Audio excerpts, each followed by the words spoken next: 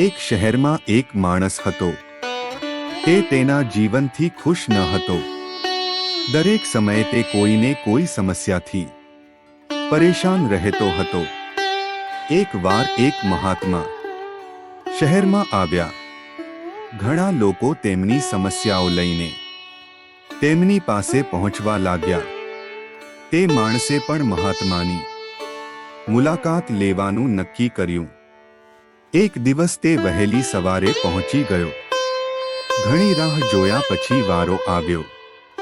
તેણે મહારાજને કહ્યું, હું મારા જીવનથી ખૂબ જ નાખુશ છું. મને દરેક સમયે સમસ્યાઓ ઘેરી વળે છે. હંમેશા મુશ્કેલીઓ આવે છે. ક્યારેક કામની ચિંતા હોય છે, ક્યારેક ઘરમાં તકરાર થાય છે, તો ક્યારેક હું મારા સ્વાસ્થ્યને લઈને ચિંતિત થઈ જાઉં છું. મને એવો ઉપાય બતાવો કે મારા જીવનમાંથી બધી સમસ્યાઓ ખતમ થઈ જાય અને હું શાંતિથી જીવી શકું. મહાત્મા હસ્યા અને બોલ્યા, દીકરા, આજે બહુ મોડું થઈ ગયું છે. હું કાલે તારા પ્રશ્નનો જવાબ આપીશ, પણ તું મારા પર એક નાનો ઉપકાર કરીશ. અમારા કાફલામાં 100 ઊંટ છે. હું કહું છું કે તું આજે રાત્રે તેમની સંભાળ રાખ. જ્યારે બધા ઊંટ સૂઈ જાય ત્યારે તું પણ સૂઈ જજે. એમ કહી મહાત્મા ચાલ્યા ગયા. બીજે દિવસે મહાત્મા એ માણસને મળ્યા અને પૂછ્યું, બોલ દીકરા, ઊંઘ તો બરાબર થઈ ગઈ હતી ને? તેણે ઉદાસીનતાથી કહ્યું, શું ઊંઘ? હું એક ક્ષણ પણ સૂઈ શક્યો નહીં. મેં ઘણી કોશિશ કરી પણ હું બધા ઊંટને બેસાડી ના શક્યો. જ્યાં અમુક ઊંટને બેસાડું ત્યાં પાછા અમુક ઊંટ ઊભા થઈ જતા હતા.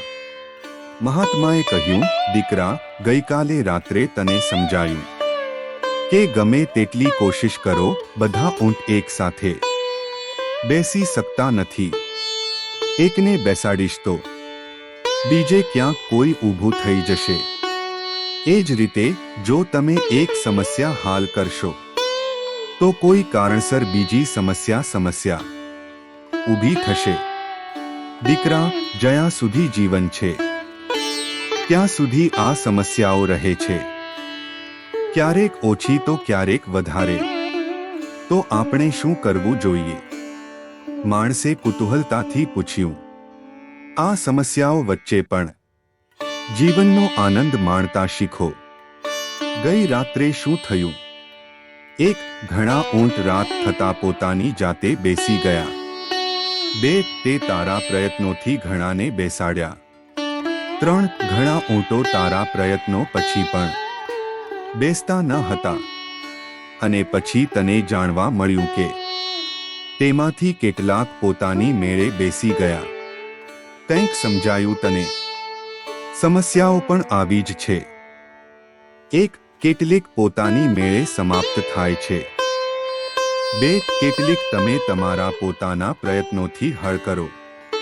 3, કેટલીક ઘણા પ્રયત્નો પછી પણ ઉકેલાતી નથી. આવી સમસ્યાઓને સમય પર છોડી દો. તે યોગ્ય સમયે પોતાની મેળે જ ખતમ થઈ જાય છે.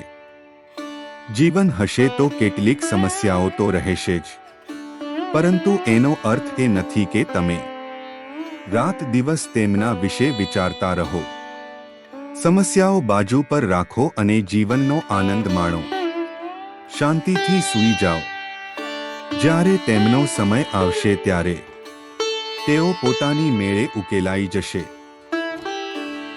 મિત્રો, તમને આ વિડીયો પસંદ આવ્યો હોય તો જરૂરથી લાઈક કરજો અને શેર કરજો અને મારી ચેનલને સબસ્ક્રાઈબ કરજો. મારા ફોટા પર ક્લિક કરશો તો સબસ્ક્રાઈબ કરવાનું સહેલું થઈ જશે. Thank you.